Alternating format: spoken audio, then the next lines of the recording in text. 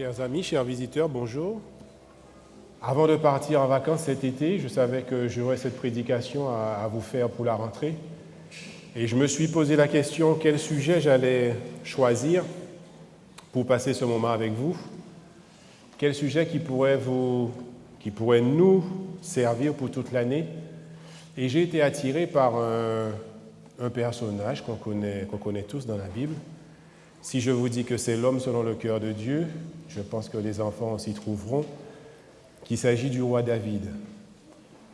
Et je me suis dit que si David a été appelé l'homme selon le cœur de Dieu, ça n'est pas une particularité et que chacun d'entre nous aussi pouvons et souhaiterions être appelés l'homme selon le cœur de Dieu. Et donc j'ai entrepris cette démarche de comprendre qu'est-ce qui a fait que David a été appelé l'homme selon le cœur de Dieu. Alors c'est une histoire que nous connaissons tous. Les adolescents disent souvent on a déjà entendu, on connaît tout, c'est pas la peine, il n'y a rien à apprendre. Et donc j'ai pris l'initiative de relire cette histoire dans 1 Samuel et 2 Samuel. Et même si on a déjà lu plusieurs fois cette histoire, on en apprend encore de nouvelles. Alors pour se mettre dans le contexte, il faut savoir qu'Israël, après avoir traversé la mer Rouge, sortant de l'esclavage en Égypte, a erré pendant 40 ans dans le désert.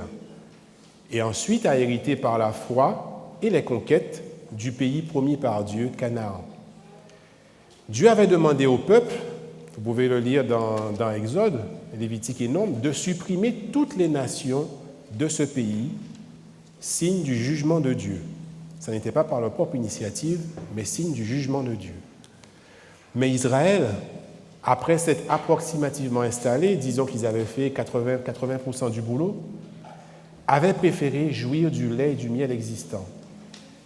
Et ils décidèrent de s'installer en la présence des nations environnantes. Il restait les nations les plus difficiles à conquérir, qui étaient dans les montagnes. Donc c'était un peu plus compliqué, ça faisait des années qu'ils étaient en guerre. Cette désobéissance fut source de problèmes. Le peuple vacillait entre la fidélité à Dieu et l'idolâtrie envers les dieux environnants. Et c'est ainsi que Dieu suscita des juges, et vous connaissez l'histoire de Gédéon, de Samson et bien d'autres, pour ramener continuellement le cœur du peuple à lui. Apparurent aussi, suscités par Dieu, des prêtres qui exercèrent une influence bénéfique. Et nous avons l'exemple d'Élie et de Samuel. Cependant, ça continuait. Le peuple était continuellement harcelé et en guerre contre les nations environnantes. Et particulièrement, vous trouverez dans la Bible les Philistins. À cette époque, Israël était donc gouverné par une théocratie, c'est-à-dire au nom et par l'autorité de Dieu. Et le peuple décide de faire une demande étonnante à Samuel. Nous trouvons dans 1 Samuel 8, verset 5, premier verset que nous afficherons avec la sonorisation. 1 Samuel 8, verset 5, ils lui dirent « Voici, tu es vieux, et tes fils ne marchent point sur tes traces. Maintenant, établis sur nous un roi pour nous juger, comme il y en a chez toutes les nations. » La question que je me suis posée, c'est pourquoi le peuple désire-t-il changer de mode de gouvernance et demander un roi? Plusieurs hypothèses. Un roi serait-il plus efficace qu'un Dieu pour les défendre dans leur guerre continuelle avec les peuples environnants?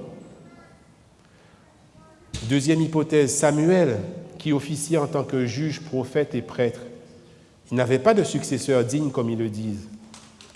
Ses fils ne suivaient pas ses traces. Donc ils étaient inquiets, ils se demandaient qu'est-ce qui allait se passer.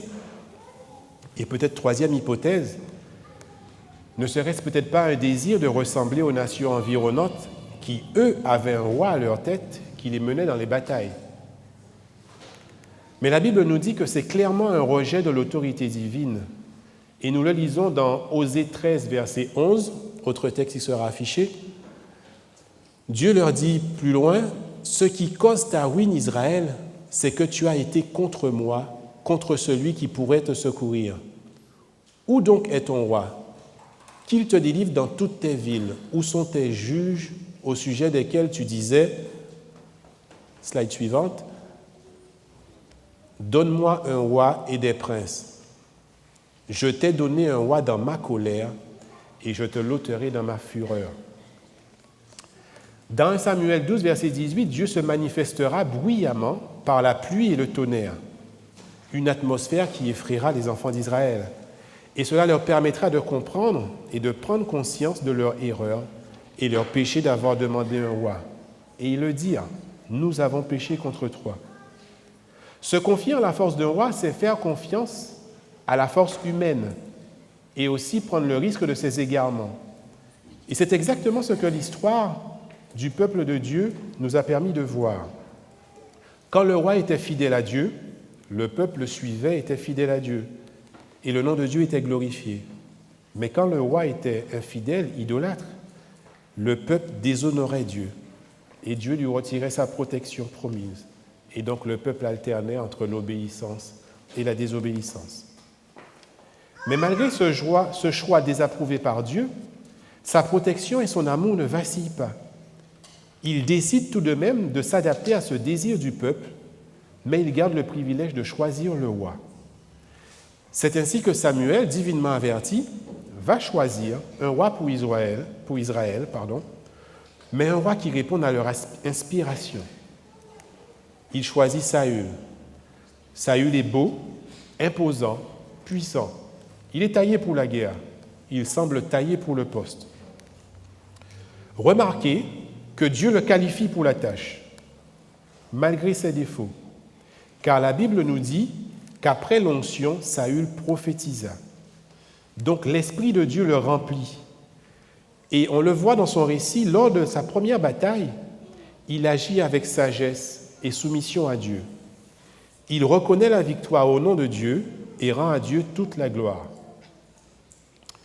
Cependant, rapidement, un deuxième obstacle vient à se dresser devant lui. Les Philistins savent qu'il y a un roi en Israël et décident d'attaquer le peuple. Ils arrivent avec plus de 30 000 chars, 6 000 cavaliers et une multitude de soldats qu'on ne peut même nommer. Et dans de pareilles circonstances, Israël est effrayé. Le peuple commence à déserter les rangs. Et c'est une épreuve stressante pour Saül. Cependant, Dieu vient à la rescousse et Dieu donne des ordonnances à Saül par le biais de Samuel. Il lui dit, Samuel dit à Saül d'attendre 7 jours afin qu'il offre un sacrifice et qu'il reçoive la bénédiction de Dieu pour partir à la bataille. Mais Saül va-t-il diriger les regards de son peuple vers Dieu ou va-t-il céder à la pression environnante et prendre le combat à sa charge? L'histoire nous montre que Saül, malheureusement, va outrepasser sa fonction de roi. Et que va-t-il faire? Il va lui-même offrir le sacrifice que seul Samuel et les prêtres avaient le droit de présider. Malheureusement pour lui, Samuel arrive juste après le sacrifice.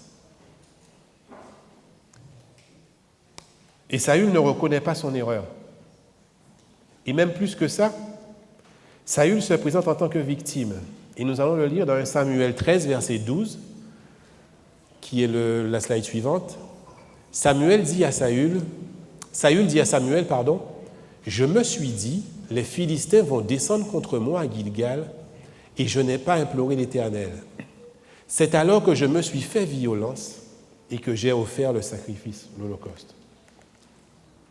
Dieu lui avait donné l'opportunité d'affermir cette royauté. Mais Saül, face aux événements, s'est hélas laissé dominer par sa faiblesse. Et il a désobéi à Dieu, qui décide par la suite de le rejeter en tant que roi et de choisir un nouveau roi selon son cœur. Cependant, Dieu ne va pas abandonner Saül. Dieu lui donne encore une nouvelle chance. L'histoire nous dit que Dieu le charge de combattre les descendants d'Amalek, qui avaient voulu détruire le peuple de Dieu lors de sa sortie en Égypte. Et Saül reçoit comme mission de frapper par interdit. Cela signifie donc d'éliminer tout ce qui appartient à Amalek, d'éliminer tout ce qui a souffle de vie. Saül va donc remplir cette mission, mais encore une fois, Saül décide de faire une bonne action. Il va décider de ne pas détruire tout le bétail. Et pourquoi? Parce qu'il en garde pour offrir un sacrifice à Dieu. N'est-ce pas une bonne intention? Mais en plus de cela, Saül ne tue pas le roi des Amalécites. Il le garde peut-être comme trophée de la victoire obtenue. C'était peut-être une coutume de l'époque. L'orgueil de Saül a pris le dessus. 1 Samuel 15, verset 11, nous trouvons le texte ci-dessous. « L'Éternel adressa la parole à Samuel et lui dit, « Je me repens d'avoir établi Saül pour roi, car il se détourne de moi et il n'observe point mes paroles. » Dieu se repent d'avoir établi Saül pour roi. Dieu se serait-il trompé dans son choix? Dieu peut-il se tromper? Souvenez-vous que Dieu avait donné au peuple le roi que ce dernier convoitait et désirait. Et ce n'était pas le meilleur choix. Dieu est ici triste, en fait, du comportement de Saül. L'histoire nous dit que Saül, en fait, se présente à Samuel en pensant même avoir obéi à Dieu. Vous pourrez le lire plus tard dans Samuel 15, verset 13. Il est persuadé qu'il a obéi à Dieu. Et quand Samuel lui fait la réprimande, Saül accuse le peuple de l'avoir poussé à faire cela. Et enfin, quand Samuel lui montre la désapprobation de Dieu et le rejet de Dieu, il semble se repentir. Mais Saül ne regrettera jamais son péché entièrement. Saül commença son règne dans l'humilité et la modestie, mais il le poursuit dans l'orgueil. Il méprisa l'autorité en n'obéissant pas aux directives de Samuel et ne fit pas preuve de repentance, de foi et de soumission à Dieu. L'amertume s'attacha à lui durant le reste de son règne quand il devina que David serait le prochain roi d'Israël. Et il poursuivit David jusqu'à sa mort. Il essaya de s'attirer les faveurs de Dieu par ses œuvres, c'est-à-dire ses victoires aux batailles, et ne se laissa pas toucher par la grâce. Son règne finit, hélas, comme vous le savez, tragiquement lors d'une bataille, après s'être enfoncé dans les ténèbres en faisant appel à la sorcellerie par une voyante. Si vous regardez le tableau que je vous ai préparé, si vous arrivez à le lire, on retrouve chez Saül, au début, l'humilité, ensuite fait place à l'orgueil, le mépris des choses spirituelles, pas de repentance, pas de soumission à Dieu, une amertume qu'il a dévorée, et enfin un salut par les œuvres qu'il a essayé pour s'attirer la grâce de Dieu. Le regard de Dieu s'est tourné vers un autre roi, qualifié cette fois-ci par la Bible comme un homme selon le cœur de Dieu, David. Nous ne connaissons pas grand-chose de son enfance, si ce n'est que c'est un jeune garçon, le dernier de sa famille qui exerce la profession de berger. Cela devrait attirer notre attention, ce n'est pas la première fois que Dieu appelle un berger. David était jeune, beau et pas forcément de grande taille comme Saül. Et comme Saül, Dieu le qualifie pour la tâche à accomplir par son esprit. David aussi a été oint en tant que roi et a reçu l'Esprit de Dieu. David commence son apprentissage dans l'humilité, au pied de son prédécesseur, où il s'habitue aux us et coutumes de la cour. Il défendait les brebis, les arrachait à la gueule du lion et de l'ours. C'est ainsi qu'il a développé son courage et sa foi en Dieu, qui lui a permis d'affronter le géant Goliath et de s'appuyer entièrement sur Dieu pour obtenir la victoire. Et dans 1 Samuel 15, 17, 45 à 48, qu'on ne va pas lire, David fait savoir aux oreilles de tous que la victoire ne sera pas de son fait, mais de la puissance de Dieu. Autrement dit, Dieu est mis en avant. Quelle humilité! Dans 1 Samuel 18, verset 18, texte que vous pourrez lire à la maison, à la promesse de devenir gendre du roi, puisque Saül lui fait cette promesse à un moment donné, David répond, « Mais qui suis-je pour être le gendre du roi ? Moi, la plus petite famille d'Israël. » Il montre ainsi son humilité et sa modestie. David, par la suite, va se rendre compte que Saül a changé à son égard et veut sa mort, car il le considère maintenant comme un ennemi de son trône.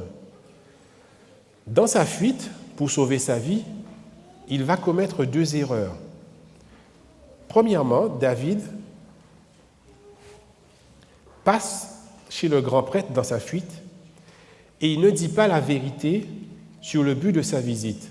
Il demande au grand prêtre de la nourriture pour lui et ses hommes, pour lui permettre de survivre, et prend l'épée qui a servi à décapiter Goliath, parce qu'il n'avait pas d'armes.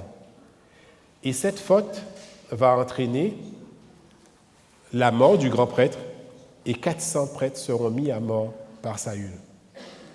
David reconnaîtra son erreur par la suite, et il prendra à sa charge l'un des survivants de ce massacre. Deuxième erreur qu'il commettra dans sa fuite, il se réfugiera chez l'ennemi d'Israël pour échapper à Saül. Et il exposera ainsi son peuple au lieu de se confier en Dieu. Cependant, par 2 fois, le récit nous montre que David tenait Saül à sa merci. Il aurait pu le tuer à 2 reprises, mais il refusa de le toucher, car, dit-il, c'est loin de l'Éternel. Il démontre ici un respect du sacré. Un autre épisode de sa vie, David vient demander à quelqu'un qui l'a protégé pendant des mois un peu de nourriture. Ce personnage s'appelle Nabal. Et Nabal le reçoit de manière, on va dire, peu agréable et courtoise. Et lors de ce refus de lui donner des vivres, David voit rouge. Et qu'est-ce qu'il décide de faire? Il s'en va avec ses hommes afin d'obtenir justice et de punir Nabal. Ils ont décidé d'exterminer tout le monde. La femme de Nabal, nommée Abigail, sentant arriver le bain de sang, elle va humblement à la rencontre de David pour réparer l'outrage de son mari. David reconnaît son excès de colère qui l'aurait poussé à commettre un meurtre. Et on trouve ici un homme repentant de sa faute et reconnaissant envers cette femme de lui avoir évité de se montrer odieux aux yeux de Dieu. Vous pourrez le lire dans Samuel 25, versets 32 à 34. David a été poursuivi sans répit par Saül pendant des années, faisant de lui un fugitif. Et quand cette poursuite prend fin à la mort de ce dernier, David compose un cantique funèbre en l'honneur de Saül et Jonathan. N'est-ce pas étonnant? Je vous invite à le lire à la maison dans 2 Samuel 17, verset 27. Ce cantique est extraordinaire. David est triste de cette défaite, en fait. Son cœur est sans amertume. Il loue le courage de celui qui l'a poursuivi et montre la noblesse de son cœur. Il bénit par la suite ceux qui ont pris soin de la sépulture du roi. Et chose importante, David ne s'empresse pas d'accéder au trône. Après la mort de Saül, il y a une période d'incertitude, de révolte, et certains des bras droits de Saül, à la mort, certains des bras droits de Saül se révoltent contre lui. Et il y a toute une bataille qui se met en place. On va passer sur l'histoire, sinon on y passerait toute la matinée. Et advint à un moment donné la mort de l'ancien chef de l'armée qui était fidèle à Saül, Abner, qui était contre l'accession au trône de David. Et là encore, David fait l'éloge de cet homme qui avait tout fait pour qu'il ne soit pas roi. Et vous savez qu'est-ce qui se passe? La Bible nous dit que cette attitude noble lui a ramené l'admiration et la confiance du peuple qui lui a permis d'unifier tout Israël. La conquête du trône se fait donc dans la noblesse, sans aucun stratagème.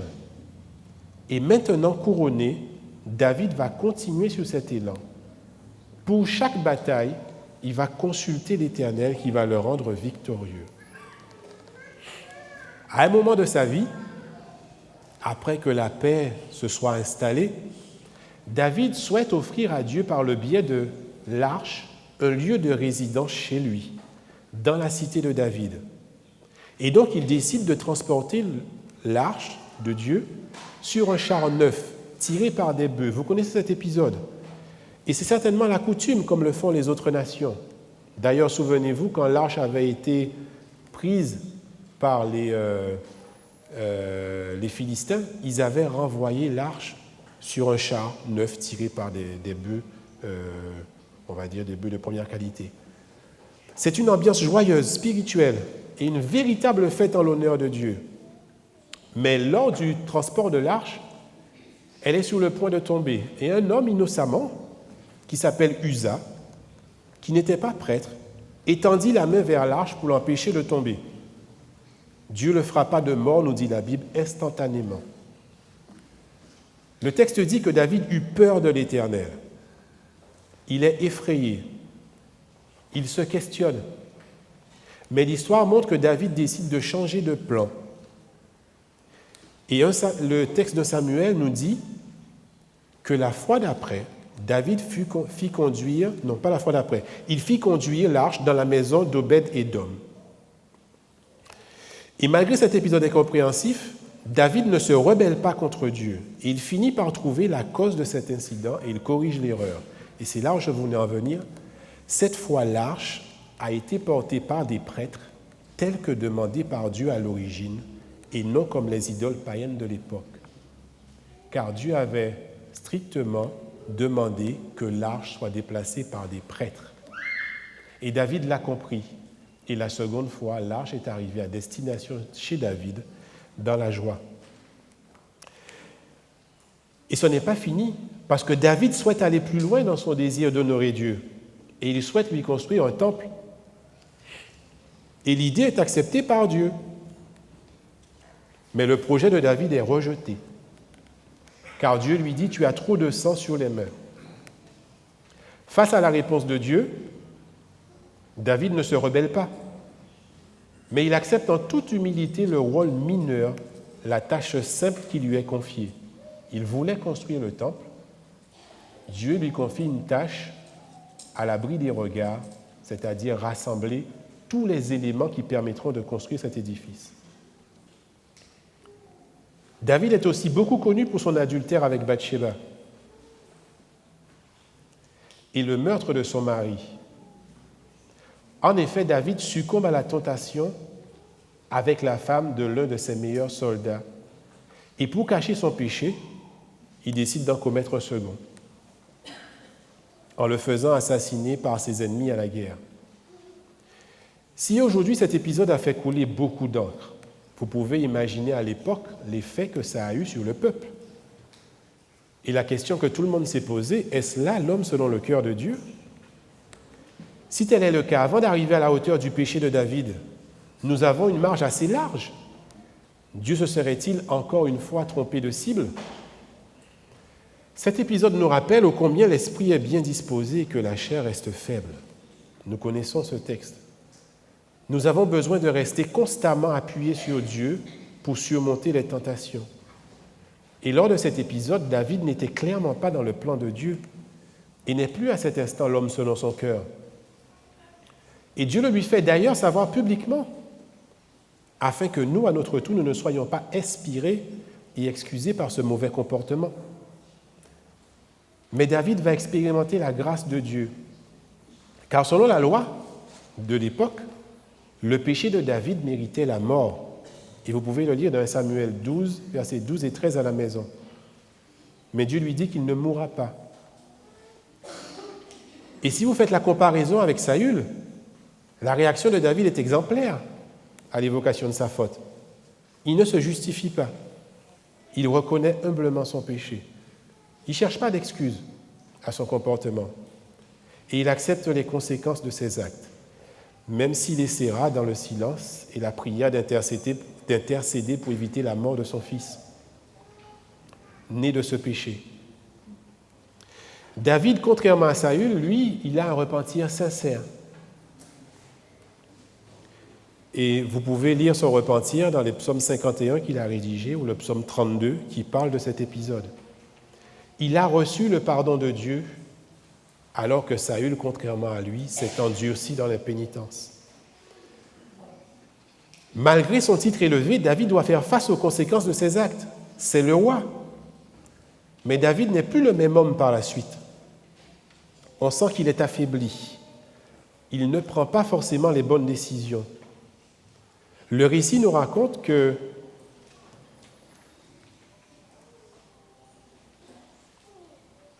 dans la famille de David se passera des choses un peu étranges. Amnon, un de ses fils, qui s'éprendra pour une de ses sœurs et la forcera à avoir des relations avec elle. David ne punit pas Amnon pour le viol de sa sœur. Et David laisse ainsi monter l'envie de meurtre chez Absalom, qui est le frère de la sœur qui a été violentée, et Absalom qui passera à l'acte et qui tuera son frère. David comprend, il finit par réagir et il éloigne Absalom, une manière de montrer sa désapprobation et de le punir. Il éloigne de sa présence. Mais David ne réalise pas la rébellion qui va entraîner la perte temporaire du trône, puisqu'Absalom va se rebeller contre son père et va lui prendre le trône, se faire proclamer roi. Suite à cet épisode, une guerre va donc naître en Israël, une guerre interne, dans laquelle David sortira vivant. Il s'est passé énormément de choses, on ne peut pas en parler, vous vous en doutez. Mais David gère mal la victoire de ses hommes, parce qu'il a perdu son fils Absalom qui est mort. Et son chef d'armée, Joab, est obligé d'intervenir avec autorité pour qu'il se ressaisisse. Et David se ressaisit.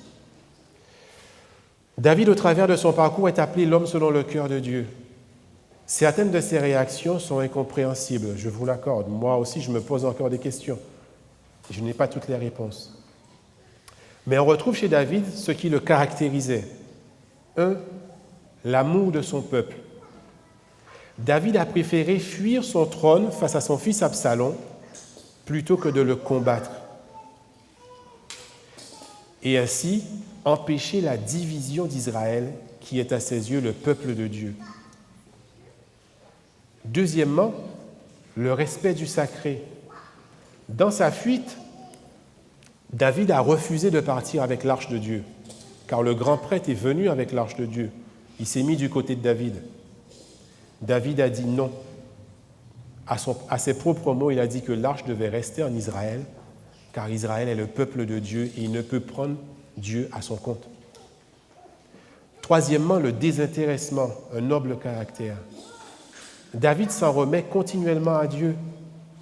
Et même lors de sa fuite, lorsqu'il est insulté par un descendant de Saül, alors qu'il est le roi d'Israël et qu'il pourrait le tuer, David ne le fait pas. Il s'en remet à Dieu. Son statut de roi lui importe peu. L'humilité, quatrième trait de caractère. Il accepte les conseils de ses proches. C'est un homme qui n'est pas parfait, mais qui s'appuie constamment sur Dieu et se laisse guider par son esprit. Un homme qui accepte la censure, avoue ses péchés et les délaisse. C'est un homme amoindri à la fin de son règne, mais Dieu, loin de tolérer ou d'excuser le péché, fait quand même éclater son amour au sein du châtiment. Et le tableau complété va nous permettre de faire une comparaison entre Saül et David. David, regardez, commence aussi dans l'humilité. Par contre, il reste dans l'humilité avec un caractère désintéressé. On retrouve la crainte de Dieu. On retrouve un homme repentant qui se laisse guider par Dieu, qui a l'amour du peuple, et enfin, ce que vous ne voyez pas, qui expérimente la grâce. J'aimerais finir ce matin ce partage en attirant votre attention sur la qualité majeure, selon moi, que l'on retrouve chez David, mais qu'on retrouve aussi chez Moïse et chez Jésus. L'humilité. C'est le texte que nous avons lu ce matin de Philippiens 2, versets 5 à 9, qu'on va afficher. Philippiens 2, versets 5 à 9, si la sono veut nous l'afficher. « Ayez en vous les sentiments qui étaient en Jésus-Christ, lequel existant en forme de Dieu n'a point regardé comme une proie à arracher d'être égal avec Dieu. » Slide suivante. « Mais s'est dépouillé lui-même en prenant une forme de serviteur, en devenant semblable aux hommes et ayant paru comme un simple homme. Il s'est humilié lui-même, se rendant obéissant jusqu'à la mort, même jusqu'à la mort de la croix. C'est pourquoi aussi Dieu l'a souverainement élevé et lui a donné le nom qui est au-dessus de tout nom. » Jésus est venu personnifier sur la terre l'humilité perdue afin de nous rendre participants et de nous sauver par ce moyen. Jésus apporta son humilité du ciel, il n'a pas acquise sur la terre. Dans les cieux, Jésus s'est humilié lui-même pour devenir homme. Qu'est-ce que l'incarnation si ce n'est son humilité? Le fait de s'anéantir pour devenir homme. Sa vie sur la terre n'est-elle pas une vie d'humilité? Nous lisons dans Luc 22, verset 27, Dernier texte, je crois qu'on va afficher. Car quel est le plus grand, celui qui est à table ou celui qui sert? N'est-ce pas celui qui est à table? Et moi, cependant, je suis au milieu de vous comme celui qui sert. Vous imaginez? Dieu qui s'humilie jusqu'à devenir homme, et en plus d'être homme, il sert les hommes. Sa mort sous la croix en est la manifestation suprême. La Bible nous dit « Il s'humilia lui-même et devint obéissant jusqu'à la mort ». Son ascension glorieuse est son humilité. La Bible nous présente encore comme au milieu du trône l'agneau de Dieu, doux et humble de cœur. Même en étant là-haut, c'est l'agneau de Dieu, doux et humble de cœur. Son humilité donna à sa mort sa valeur et devint aussi notre rédemption. Son humilité était simplement son abandon à Dieu pour permettre à son Père de faire en lui ce qui lui était agréable, sans s'inquiéter de ce que diraient les hommes qui l'entourèrent, de ce qu'il lui ferait. L'humilité, c'est le seul terrain dans lequel les grâces s'enracinent. Elle consiste simplement à reconnaître la vérité de notre position en tant que créature et à rendre à Dieu la place qui lui est due. C'est notre sentiment de dépendance absolue envers Dieu. L'humilité signifie le renoncement à nous-mêmes. C'est la fleur de laquelle la mort du moi est le fruit parfait. Je reprends cette phrase. L'humilité signifie le renoncement à nous-mêmes. C'est la fleur de laquelle la mort du moi est le fruit parfait. De même, l'orgueil ou la perte de cette humilité, c'est la racine de tout péché et de tout mal. Et rappelez-vous, ce fut quand les anges déchus commencèrent à se regarder avec complaisance qu'ils furent chassés de la lumière du ciel. C'est encore ce qui arriva quand le serpent fit pénétrer le poison de son orgueil dans le cœur d'Adam et Ève, en leur inspirant le désir d'être comme Dieu. C'est aussi à cause de cela que Saül sombra dans sa royauté et s'éloigna continuellement de Dieu. L'orgueil, l'exaltation du moi, c'est ce qui a fait naître l'enfer. C'est la porte et la malédiction. Arrêtons-nous, réfléchissons et demandons-nous s'il n'y a pas en nous. Demandons-nous s'il y a en nous, et je dis bien en nous et pas dans les autres, l'esprit de l'agneau de Dieu, doux et humble de cœur. Si nous regardons bien, nous verrons que l'orgueil rentre presque partout et qu'il est à la base de nos manques d'amour, d'indifférence, de pensées, paroles ou actions inappropriées. Réfléchissons-y. La plus grande leçon qu'un croyant doit apprendre, c'est l'humilité. Que chaque chrétien qui cherche à progresser dans la sainteté veuille bien s'en souvenir. Le danger de l'orgueil est plus grand et plus près de nous que nous ne le pensons. Et c'est là très spécialement au moment de nos plus grandes expériences spirituelles ou lorsque nous exerçons les plus grandes responsabilités. Il peut y avoir une intense consécration au Seigneur dans l'exercice des responsabilités confiées par Dieu ou l'Église. Il peut y avoir un zèle fervent, des célestes expériences, et avec tout cela, une recherche inconsciente du moi. L'apôtre Paul courait un grand danger sans le savoir. Il avait reçu de grandes révélations qui risquaient d'être un piège en l'enorgueillissant. Mais la Bible nous dit qu'il avait une écharpe dans la chair. Et par 3 fois, il demandait à Dieu de lui retirer cette écharpe. Et la réponse reçue est « Ma grâce te suffit ». Et Paul comprendra par la suite l'humilité que Dieu lui demande.